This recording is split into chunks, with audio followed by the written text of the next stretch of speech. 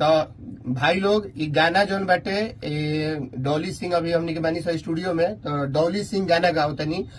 हम ढोलक बजाओ तनी। तो कमेंट करके बताइए लोग कि यहाँ के गायकी कैसा लागल और हमारे बादकी कैसा लागल हटे। तो गाना शुरू कर जाओ। दिल लगावे नया वे लौन का, दिल लगावे नया वे लौन का, गुल खिलावे नया वे लौन का, दिल चुरावे नया वे लौन का,